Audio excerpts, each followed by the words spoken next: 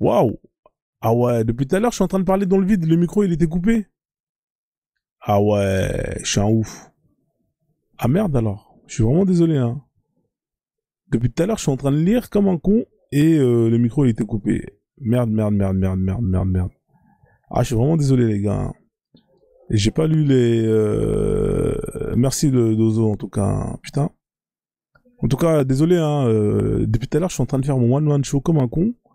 Et au final, bah, y avait pas de son. C'est incroyable. Eh bah, dis donc. En tout cas, merci, hein, de m'avoir prévenu. Bon, on va recommencer à zéro, hein, c'est pas grave. Euh... Eh bah dis donc, putain, bon, c'est pas grave. En tout cas, bonjour à tous, hein, j'espère que vous allez bien. Ah, merci en tout cas pour ceux qui ont continué à tapoter. Alors pour ceux qui n'ont pas l'application de tapotage, hein, vous pouvez télécharger, hein, ça s'appelle... comment on appelle ça là? Ah, j'ai oublié le nom, bref. Et vous avez des applications, hein, qui vous permettent de tapoter, hein, automatiquement. Et ça vous simplifie la vie, ça vous facilite la vie. Donc, on va parler de l'esclavage, hein. Aujourd'hui, hein, j'ai un document sur lequel on peut s'appuyer, hein, donc voilà, qui est très intéressant, hein. C'est un document, si vous voulez, vous pouvez me le demander, hein. Donc, n'hésitez surtout pas à me faire la demande.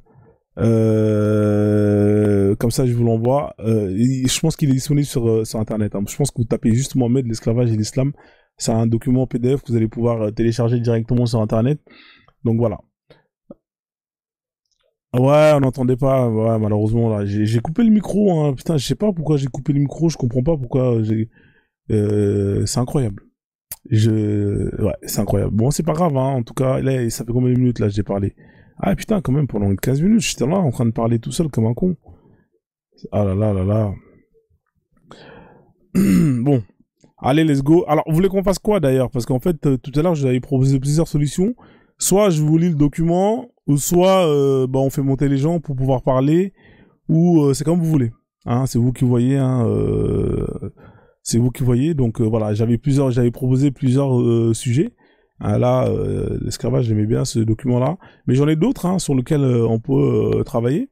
Ah, j'en ai d'autres. Donc c'est vous qui choisissez ce dont vous voulez parler. Donc vous voyez là, j'en ai un qui va parler. Alors ça, c'est la Sunna. Un document de PDF de Frozone. Voilà, là, vous voyez, si vous voulez, on peut parler de Allah, hein, pour savoir qui c'est Allah. On peut parler du Coran, pour comprendre plus ou moins les facettes, hein, de ce livre. On peut parler de la charia, hein, pour comprendre plus ou moins les règles, hein, de la charia. Qu'est-ce que c'est la charia? On peut parler de la femme, hein, ses conditions dans l'islam, etc. On peut parler de la violence faite aux femmes. Hein, j'ai pas mal de documents sur ce sujet-là. On peut parler des esclaves, hein, sexuels, hein, toujours à la femme. Attendez, ça, je vais le mettre en 7. Pourquoi j'ai mis 8B? On va l'enlever, voilà. Voilà. On peut parler de l'esclavage. Ah oui, c'est effectivement, j'ai compris pourquoi j'ai mis 8B. On peut parler de l'esclavage, hein, d'ailleurs, hein, c'est dans le sujet sur lequel je voulais traiter. On peut parler du djihad, hein, le djihad, hein, le fameux djihad. On peut parler de l'apostat, hein, le sort de l'apostat dans l'islam. Qu'est-ce qui en résulte quand il quitte cette religion? On peut aussi parler des mécréants, hein, leur statut. Ça, c'est pas mal, ça, hein. Salut Marcus Garvey, j'espère que tu vas bien. On peut parler de l'islamisation, ça aussi, hein, partie 1 et 2. Donc voilà, et, au milieu, vous avez le choix, hein. Donc j'avais commencé à parler, à traiter plus ou moins le sujet de l'esclavage. Donc du coup, je vais recommencer à zéro, hein. En tout cas, vraiment désolé la famille, hein, pour ce petit problème technique, hein. En plus, moi, quand je lis, comme j'ai deux écrans, et que l'autre écran, là où il y a marqué les commentaires, je ne regarde pas. Donc c'est pour ça, comme un con, j'étais figé sur le premier écran. Hein, donc c'est pour ça, vraiment, pendant un petit moment, j'étais en train de faire un one-man show en solo comme un con. Donc voilà. Donc bah let's go, hein, on va lire plus ou moins le petit document sur l'esclavage. Je vais faire un petit résumé, hein, parce que sinon ça va être trop lourd, ça va me faire répéter un peu et j'aurai l'air d'un con. Mais voilà. En gros, le document, il est là, hein, vous tapez Mohamed, l'islam et l'esclavage. Là, c'est la première partie, c'est l'intro. Je vais résumer plus ou moins ce que j'ai pu lire. Ici, on vous donne plus ou moins les techniques qu'utilisent les musulmans, hein, pour parler justement de l'islam et défendre leur religion. Notamment sur le sujet d'esclavage, hein, où on va plus ou moins vous dire que non, le mot esclavage, c'est pas la même chose, c'est pas pareil. Vous en avez d'autres qui vont vous comparer, hein, les différents types d'esclavage qu'il y a entre, hein, l'islam et les chrétiens. Voilà, c'est vraiment un compilé de plus ou moins de différentes phases que vous allez pouvoir entendre, hein, que vous avez l'habitude d'entendre quand vous êtes sur TikTok, hein, notamment quand les musulmans parlent de l'esclavage. Hein, alors ce qui me fait marrer, c'est quand ils comparent l'esclavage, hein, qui est fait par les chrétiens avec l'esclavage, hein, qui justement qui est musulmane. C'est intéressant dans le sens où je vous avais mis un article ici. Hein, vous avez juste à taper anges. Vous allez sur Google, vous tapez anges, et là vous allez tomber sur rébellion des anges. Alors les anges, c'est les noirs, hein, esclaves. Hein, là on est dans les années 1860, 860, etc. Hein, qui ont fait des rébellions et qui ont réussi à plus ou moins à casser ce que les Arabes ont voulu mettre en place. Et ce qui est intéressant justement avec la révolte des anges, c'est que ce qui est intéressant, hein, vous allez très vite le comprendre. Alors attendez juste un instant, je vais faire un truc. Hop là, voilà. Alors tac tac, juste un instant, ça je le mets là. Ce qui est intéressant avec la révolte des anges, c'est que en fait si les Arabes ils ont pas pu faire ce que les Blancs ils ont fait, hein, notamment avec les plantations, c'est parce que justement ça a échoué dès les premières tentatives. Vous voyez là, on va vous lire hein, le contexte. Les anges étaient des esclaves qui étaient principalement utilisés pour le travail agricole. Vous voyez là on est ça ressemble à ce que les Baptous ont fait là-bas hein, aux États-Unis, dans les îles, etc. Vous voyez, étaient des esclaves principalement utilisés pour le travail agricole, hein, les plantations. Dans le cadre de l'économie alors écoutez bien, dans le cadre de l'économie de plantation du sud de l'Irak. Hein, plantation du sud de l'Irak. Vous voyez, esclaves, plantation. Hein, là, voilà. La demande de main d'œuvre servile au cours de cette période a été alimentée par les riches habitants de la ville Bassora. Donc vous voyez, c'est ces habitants-là qui rachetaient des esclaves hein, qu'on capturait hein, notamment à l'est de l'Afrique pour justement les exploiter dans ces plantations. Comme ce qu'ont fait les Blancs. C'est la même chose. Est-ce que vous allez, on va voir la suite, vous allez lire, on va lire, vous allez dire, ah ouais, mais il se fout de la gueule du monde. Hein, virgule, qui avait acquis de vastes marais dans la région environnante. Ouais, c'est des marais, hein, on fait des plantations, on prend des esclaves, on les fait travailler dans le champ. Ces terres avaient été abandonnées par la suite des migrations paysannes et des inondations répétées au fil du temps. Hein, voilà, on vous explique, voilà, c'était des terres qui ont été abandonnées, donc ils ont repris ça, hein, en faisant exploiter des humains pour justement en bénéficier, générer des bénéfices. Mais elles pouvaient être reconverties en espaces cultivables grâce à un travail intensif. Vous voyez, travail intensif. Hein, après qu'ils viennent nous parler de conditions de vie des esclaves dans l'islam, ils étaient bien traités, nanani, nanana. Hein, grâce à un travail intensif. Alors, les magnats locaux ont pu acquérir la propriété de ces terres à condition qu'ils la rendent arable. En conséquence, ils ont acquis de grands nombres de anges. Vous avez vu, hein? Et d'autres esclaves qui ont été placés dans les camps de travail et chargés de déblayer la couche arable nitreuse. Hein? Vous voyez, les Arabes, dès qu'il y a du travail, ils partent. C'est des feignants. Hein? Vous voyez, là, ils abandonnent parce que voilà, il faut travailler un peu. Non, ils se barrent. Vous êtes des branleurs, vous êtes des feignants. C'est pour ça, au jour d'aujourd'hui, vous avez rien. Physiquement, vous êtes pété, vous êtes claqué au sol. Hein? Voilà, vous avez hérité de ce que vos ancêtres ont simplement, vous ont simplement transmis. Voilà, vous êtes des branleurs. C'est pour ça, au jour d'aujourd'hui, vous êtes pourris dans tous les sens du terme. Vous êtes éclatés au sol. Donc là, vous voyez, hein, on vous explique que vous avez une terre, hein, notamment au sud de l'Irak, hein, qui était vraiment inexploitable, à condition que on y lève la patte. Et pour ça, qu'est-ce qu'ils ont fait ces connards, hein, ils ont pris un paquet d'esclaves, hein, notamment des Noirs, hein, ceux qui proviennent de l'Éthiopie. Hein. Là, vous voyez, là, on est dans les années 869. Hein. Là, vous voyez, là, c'est vraiment les conquêtes. Hein, on est en pleine conquête arabe. Hein. Ils prennent des Noirs et ils les mettent là-bas. Ils font des plantations, comme les Baptous. Hein.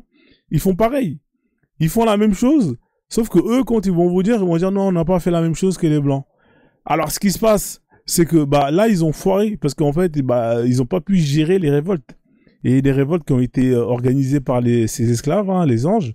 Et c'est parti tellement cacahuète qu'ils ont dû abandonner hein, ce type de comment on appelle ça là, ce type d'esclavage hein, et revenir à quelque chose de beaucoup plus classique.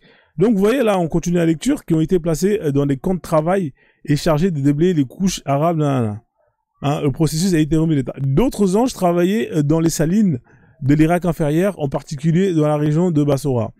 Les conditions de travail et de vie des anges étaient considérées comme extrêmement misérables. Hein? Extrêmement misérables. Le travail subalterne auquel étaient soumis était difficile et les esclaves semblaient avoir été maltraités par leur maître. Vous voyez? Ils vous disent, oui, vous n'avez pas le droit de frapper les esclaves dans le Coran, tout tralala, nanana. Là, c'est les musulmans. Hein. Là, c'est des musulmans. Et puis là, on est au 8e siècle. On est au 9e siècle. Hein. On est vraiment dans le début de l'islam. Hein, là, un islam pur. Hein, donc voilà. On sait que 2 tentatives précédentes de rébellion contre ces traitements se sont produites en 889 et en 689. Je suis même pas... voilà. Ça veut dire que dès le début de ça, il y avait déjà eu des révoltes 200 ans avant. 689, 694. Ces 2 révoltes ont rapidement échoué et on sait peu de choses de cette histoire antérieure à 869. Vous voyez? Hotep, voilà, je te jure sur le Coran. Donc, vous voyez, hein, donc à partir de 861, le calife abbasside fut affaibli par une période de désordre sévère connue sous le nom d'anarchie à Samara, au cours desquels le gouvernement central abbasside de Samara fut paralysé par une lutte entre les califes. Donc ces mecs-là, ils ont profité de ça hein, pour justement mettre en place une rébellion et mettre à terme à ce qu'on appelle ces plantations. C'est des plantations. Hein. Vous avez fait exactement comme les Babtous, sauf que là, eux, ils ont foiré. Hein, vous avez foiré, vous n'avez pas réussi à maintenir hein, les esclaves que vous avez eus sous soumission, et ils se sont rebellés. Hein, donc voilà, c'est pour ça que vous avez cessé hein, l'esclavage sous forme de plantation pour passer à un autre mode économique. Voilà, c'est ça la réalité des faits, c'est que vous avez fait comme les Babtous, hein, pareil hein, que les chrétiens, c'est juste que vous avez échoué. Voilà, on revient sur le document. Donc en gros, hein, c'est une des techniques qu'ils utilisent, qu'ils aiment bien dire, ouais, nous c'est pas la même chose. Je suis désolé, c'est la même chose. C'est juste que là où vous avez échoué, eux ils ont réussi à maintenir ça pendant très longtemps. Donc voilà, on continue. Hein. Alors ici, on est partie 2 dans le Coran. Introduction des versets légitimant l'esclavage. Dans le Coran, vous avez plein de versets qui légitiment l'esclavage. Hein, par exemple ici, vous avez des versets où on vous dit Mohammed autorise l'esclavage. Lui et l'islam ne l'ont jamais aboli, lui-même possédé et a vendu des esclaves, mâles et femelles. Vous en avez un paquet des sourates. Vous avez la 428, la 3350 qui lui est destinée à lui. La 3350, elle est vraiment terrible. Hein. C'est vraiment une sourate, un verset, je veux dire, qui est destiné à Mohammed et qui lui légifère hein, à Mougou, hein, toutes les femmes, hein, y compris ses esclaves. C'était suite à l'histoire qu'il avait eue avec Maria la Copte, hein, où il a été obligé de fuir à la mosquée, hein, dans sa mosquée pendant 1 mois, tellement c'était parti en couille. Donc suite à ça, Allah va lui envoyer hein, la sourate 3350 pour lui dire, écoute Momo, les meufs là, casse les couilles, hein, tu peux niquer qui tu veux, hein, voilà. C'est Allah qui te le dit, donc voilà, tu leur montres ça devant la gueule et ils ferment tous leur gueule. Donc vous avez la 3352, vous avez la 23 de 5 à 6, vous avez un paquet de sourates hein, qui parlent justement où Allah autorise l'esclavage hein, et le légifère. Donc voilà. Alors qu'est-ce que c'est que cette merde ah oui, ça c'est les annexes. On s'en bat les couilles. On continue, hein. Vous avez d'autres sourates où Mohammed a dit qu'Allah a permis à lui et aux maîtres musulmans d'avoir des relations sexuelles avec leurs esclaves, captifs de guerre. Alors, une autre technique qui est utilisée, hein, notamment pour les musulmans, bon, c'est pas grave, on va lire le texte, sinon je vais m'égarer. Donc voilà, vous avez ici hein, plusieurs versets. Vous en avez 1, 2, 3, 4, 5. 5 versets qui parlent justement des relations que peuvent avoir les musulmans avec leurs esclaves femelles. Hein, vous avez la sourate 424, un classique. La 3350 d'ailleurs, que j'ai dit juste auparavant, où Allah autorise Mohammed à niquer toutes les meufs, hein, celles qui se donnent à lui, hein, sans mariage. ses esclaves à lui, enfin bref. Hein, vous avez la 52, alors vous avez la 33, 50 et 52, vous avez la 23, 6, la 4, 28 et la 70, 30. D'accord? Ça, c'est Allah qui autorise les musulmans à niquer les esclaves femelles, hein, à les violer. C'est le terme qu'il faut utiliser. Parce qu'une esclave femelle, c'est votre esclave, hein, c'est votre possession. Vous n'avez pas à lui demander l'autorisation, hein, pour vous la taper. Hein, voilà, donc comme ça au moins c'est clair et net. Vous avez des gens qui vont magouiller, hein, en disant que non, c'est pas vrai, c'est complètement faux ce que tu dis, Frozone, il faut la marier. Tout ça c'est faux, mesdames et messieurs. Si vous avez des musulmans qui écoutent en bas et qui estiment que c'est faux, ce que je viens de dire, vous pouvez monter, hein. Vous pouvez monter et nous donner des sources, hein, sur lesquelles vous allez pouvoir me contredire. Si vous n'avez aucune source, écoutez en bas, tapotez le live et partagez le live. Donc voilà, comme ça au moins c'est clair et net. Là, vous voyez, je vous ai donné 4 sourates où Allah autorise, hein, un musulman à niquer son esclave femelle, hein, à la prendre en levrette, etc., etc. Et ça, c'est halal.